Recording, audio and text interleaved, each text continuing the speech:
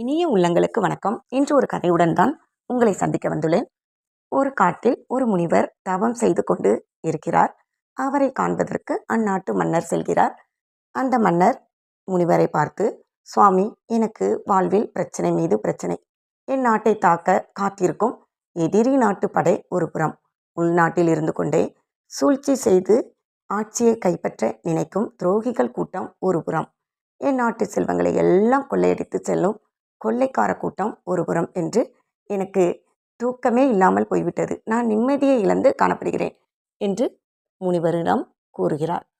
அதை கேட்டுக்கொண்டிருந்த முனிவர் எதுவும் பேசாமல் பக்கத்தில் இருந்த ஒரு பெரிய கல்லை எடுத்து மன்னர் கையில் கொடுத்துவிட்டு மீண்டும் தவம் செய்ய ஆரம்பிக்கிறார். மன்னர் அந்த கல்லை பிடித்து கொண்டே நிற்கிறார். நேரம் ஆக ஆக மன்னருக்கு கைகளில் வலி ஏற்படுகிறது. முனிவர் கண்களை திறந்தபாடு இல்லை. மிகவும் வலி பொறுக்க முடியாத மன்னர் முனிவரை பார்த்து, சுவாமி, நான் இந்த கல்லை கீழே போட்டு விடலாமா என்று கேட்கிறார். உடனே கண்களை திறந்து பார்த்த முனிவர், நான் உன்னை கல்லை சுமந்து கொண்டிருக்க சொல்லவில்லையே என்று சொல்லிவிட்டு மீண்டும் கண்களை மூடி தவம் செய்ய ஆரம்பிக்கிறார். இந்த கதையில் சொன்னது போலதான் நம் வாழ்விலும் வரும் பிரச்சனைகளும். கல்லை தூக்கி சுமக்க சுமக்க அதன் எடை கூடிக்கொண்டே தான் போகும்.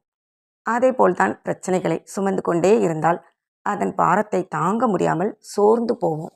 பிரச்சனைகள் வந்த உடனே அதற்கு தீர்வு காண முயலுங்கள். பிரச்சனைகளை தூக்கி சுமந்து கொண்டிருந்தால் நமக்கு வீண் மன உளைச்சலே ஏற்படும். நிம்மதியும் போய்விடும், தூக்கமும் போய்விடும்.